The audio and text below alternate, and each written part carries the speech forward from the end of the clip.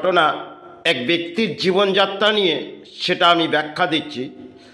তা আমার যেখানে কর্মস্থান ছিল, সেখানে এক ব্যক্তির কর্মস্থান, তিনি সরকারি কর্ম তিনি সরকারি হসপিটালে করণীয় দানপত্র জীবনে একটা সরকারি চাকরি করতেন।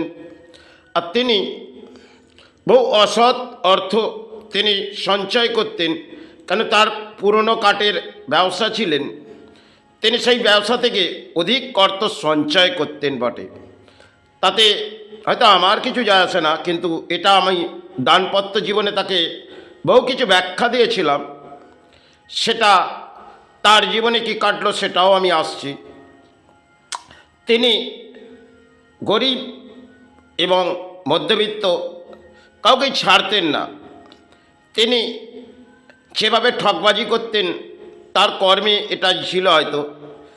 তিনি ঠকিয়ে অধিক অর্থ জমা করতে লাগলেন, এবং জমা করতে করতে তার জীবনে এমন একটা খেলা এলো, সেটা কারণ যখন নোটবন্দি এই ভারতবর্ষের মাঝে এলো, কারণ যে অর্থগুলো তিনি সঞ্চয় করে তাতে তিনি সোনা চাঁদি কিনে নেন, আর অর্থগুলো ঘরে গুছিয়ে রেখেছেন।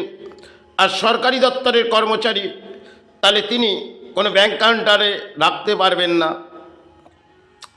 এবং তিনি অর্থটাকে নিয়ে যতটা অর্থ আসতেন তিনি বসস্থানে ভরে দিতেন। এবং এই করতে করতে তার দানপত্র জীবনে যেটা কাটলেন, সেটাও একটা জীবনের লড়াই। কেন তিনি সমাজ ঠকিয়ে যাচ্ছিলেন। তাকে যতই ব্যাখ্যা দিতাম, তিনি কিন্তু কটু কথা আমাকে বলতেন, অশ্লীল ভাষায় আমাকে ব্যাখ্যা করতেন। সেগুলো হয়তো আমি গ্রহণ করতাম, কারণ তিনি যে ব্যাখ্যাগুলো দিচ্ছেন সেটা আমি নীরব হয়ে শুনতাম। যতটা তাকে ব্যাখ্যা দিতাম, কারণ আমার সাথেও তিনি করেছিলেন। তা সেটা হচ্ছে পুরনো কাঠের আমি কিছু কাজ করাতে গেলাম এই বসস্থানে। তা আমাকে ব্যাখ্যা করলে, সকলকে ঠকাচ্ছি, তুই তো আশপাশের মানুষ, তোকে কি ঠকাবো, সবই তো চোখে দেখছিস। বড় লজিকের কথা বলেছিলেন। এবং সেক্ষেত্রে আমি দেখলাম আমার পাশেই কর্মস্থান, আর সবই তো দেখছি। কিন্তু তিনি আমার এই স্থানে সেগুলো পাঠালেন, সেগুলো পুরনো জিনিস পড়েছিলেন, সেগুলো পাঠিয়ে দিলেন। যখন আমি তাকে ব্যাখ্যা করলাম, তিনি নীরব হয়ে রইলেন। পরবর্তী সময় সেটা তার জীবনে যেটা কেটেছে সেটা পরে ব্যাখ্যা হচ্ছে। তার কাছে গরিব মানুষ গেলে যদি কেউ 100 টাকা কম বলে, তাহলে তিনি তাকে পঞ্চায়েত সার্টিফিকেট চাইবে, আর নাহলে ভিডিওয় যেতে বলবে। এটা তার ব্যাখ্যা ছিল। একটা বিধবা মহিলা, তিনি যে দেহর যে বস্ত্রটা, তার শারীরিক দেহই নেই। এবং আমি দেখে ব্যাখ্যা করলাম, যখন তিনি চলে গেলেন 100-200 টাকা কম দিতে গেলেন, তিনি তাকে বললেন, আপনি বিডিও সাহেবের কাছে যান, আপনি গরিব সার্টিফিকেট আনুন। তখন আমি ওনাকে একটাই কথা বললাম, আপনি যে জীবনটা কাটাচ্ছেন, তাহলে দেখবেন আপনার এই অর্থ মাটিতে পুঁতে দিতে হবে। তাই যখন নোটবন্দি হলেন, তার জীবনে একটা খেলা চলে এলেন। কারণ পরিবার সন্তান নিয়ে তিনি বাস করছিলেন, এবং নোটবন্দিতে সরকার ঘোষিত করার সাথে সাথে তিনি বহু অর্থ হয়তো ব্যাংক মারফত যে কোনো কারণে তিনি হয়তো করণীয় কাজ গুছিয়েছিলেন, কিন্তু যে পরিণাম তার কাছে অর্থ ছিল, সে পরিণাম তিনি কিছু করতে পারেননি। আর তার কিছু বদ অভ্যেস ছিল, যেগুলো নেশার মধ্যে পরিণত হতে। আর একটা ভিখারি বেশে তিনি ঘুরতেন বটে, একটা পুরনো মোটরসাইকেল দিয়ে তিনি পথে ঘুরতেন। কারণ তিনি এক অর্থের ভিখারি ছিলেন, এবং কোনো দয়া সমাজে করতেন না। এবং সেই করতে করতে তার জীবনে একটা ঝড় বয়ে এলো। কারণ যখন নোটবন্দি এলেন, তখন তিনি পাগলের মতন এই লুঙ্গির মধ্যে অর্থ নিয়ে ছোটাছুটি করছে, এবং সেটাও তাকে দেখলাম। এবং তাকে যখন একটি ব্যাখ্যা বললাম, তিনি অসাধারণ একটি ব্যাখ্যা আমাকে গালিগালাজ করে ব্যাখ্যা করলেন। তারপরে আমি ওনাকে একটাই কথা বললাম, বারংবার এটাই বলেছি, আপনার অর্থ, এই অর্থ মাটিতে পুঁতে দিতে হবে। যাই হোক, সেটা হয়তো তার সময় ক্ষেত্রে সেটা ঘটেছিলেন, কারণ যে অর্থ তার কাছে ছিল কয়েক কোটি কোটি টাকা, সেই টাকা তিনি তো কোনো ব্যাংক মারফতে রিকভারি করতে পারবে না, আর যে পথেই যাবে তিনি কিন্তু একটা আইনের মাঝে যুক্ত হয়ে যাবে। তাই তার জীবনে এবং কি ঘটলেন, তার পরিবার অর্থ দেখে, ঘরে অর্থ এবং নোটবন্দি, পরিবার সঙ্গে সঙ্গে হার্ট অ্যাটাক করে প্যারালাইজ হয়ে গেলেন। যাই হোক, পরিবার পড়ে গেলেন এবং কিছুটা সময় কাটতে কাটতে তার জীবনে একটা ঝড় বয়ে এলো।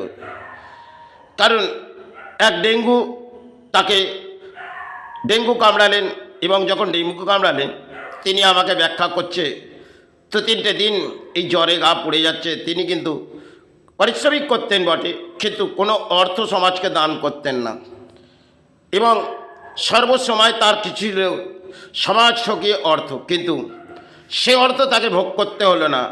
যখন ডেঙ্গু তাকে কামড়ালেন এবং তিনি চলে গেলেন পিজি হসপিটাল, এবং পিজি হসপিটাল থেকে তিনি হয়তো কায়া মুক্তি পেলেন, কিন্তু সন্তান সমস্ত কিছু একের পর এক বিক্রয় করে সবই বিলিং করে দিলেন। কারণ তার যে অসৎকর্মের অর্থ একটি ব্যাখ্যা বলেছিলাম, সে এটা যে করে যাচ্ছেন, এটা দেখবেন একটা জীবনে আজ যে সঞ্চয় করে এত কিছু গুছিয়েছেন, এ সমস্ত মাটি আপনার কাছ থেকে সরে যাবে।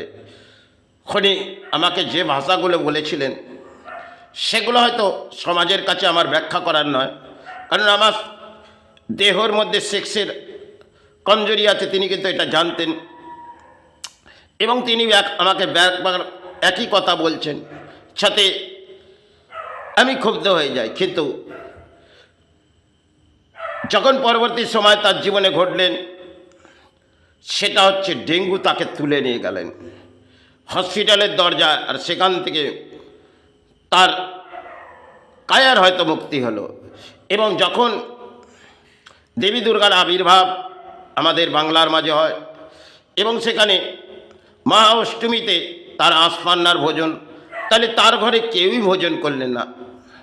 জীবনযাত্রার মাঝে তিনি অর্থ লুটেছিলেন, আর সেই অর্থ মাটিতেও চলে গেলেন, আর তিনিও সন্তানও তাকে রক্ষা করতে পারলেন না। কেন? অসৎ কর্মের অর্থ দেখবেন আজ নাহলে কাল, এর সময় হয়তো লাগবে, কিন্তু আজ যে সঞ্চয় করে আমি অর্থ গুছোচ্ছি, পরবর্তী সময় হয়তো এই অর্থ থাকবে না। কেন? অর্থ ইনি চঞ্চলা, বালকটি হচ্ছে চঞ্চলা, একে ধরে রাখার কারো ক্ষমতা নেই। আর প্রকৃতিতে আমরা মানব জন্ম পেয়েছি, এই মানব জন্ম পেয়ে যদি একে অপরের আমরা মনুষ্য জন্মে যদি একে অপরের সাহারা না করে দিতে পারবো, তাহলে এই মনুষ্য জন্ম কি? জীবনযাত্রায় যদি কোনো দানপত্র না করে দেবো, তাহলে এই জীবনের কোনো মূল্য নেই। তাই তার জীবনে যে ঘটেছিল সেটা একটা বাস্তব। এ ধরনের বহু মানুষকে দেখেছি। একটি মানুষ, একটা সভায় আমি বাংলার মাঝে এলাম, বেশ কিছু অর্থ আমার কাছ থেকে তিনি বিলিং করলেন বটে। পরবর্তী সময় একটি তার জীবনে ঝড় বয়ে এলেন, কারণ তার স্বর্ণশিল্প লাইনের একটি কর্মস্থান, তিনি সেনকোর একটি বড় ব্যবসায়ী ছিলেন। যাই হোক, তাকে সরস্বতী পুজোর দিন রাত তাকে এনকাউন্টার করে দিলেন। শুভ সকাল হলো, হয়তো আশপাশ থেকে একটু খবর পেলাম সে অমুক জায়গায় এক ব্যক্তি মারা গেছে, কিন্তু তার নামকরণ আমি জানি না, কিন্তু আন্দাজে ব্যাখ্যা দিলাম সে ওই নামের ব্যক্তি। তখন আমার পাশে বললে হ্যাঁ, কিন্তু জানি না সেটা হয়তো তার জীবনে কি ঘটেছিল, কারণ তিনি অসৎ করে অর্থ আমার কাছ থেকে লুটেছিল। খালি একটি ব্যাখ্যা আমি করেছিলাম, সে আপনি যে করণীয় কাজটি করলেন এর বিচার করবে মা। উনি আমাকে কিছু হিরে বেরিয়েছিলেন, হয়তো আমি সোনা চাঁদির ডাস্ট কিনি এবং সেগুলো তাকে দিতে গেলাম। তিনি আমাকে বললেন আমি তার মূল্য দেবো। আমি বললাম হাতুড়ি মেরে গুঁড়িয়ে ভেঙে দেবো।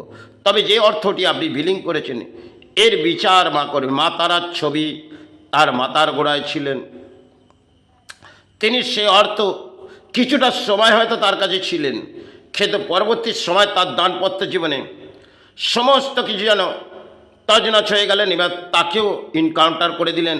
তারই প্রতিবেশী কিভাবে ঢুকলেন এবং তাকে মৃত করে দিলেন। কারণ অসৎ কর্মী যখন দেখবেন আজকে ভরাডুবি, এরা মনে করে আমি যে কাজগুলো করছি এগুলো করে আমার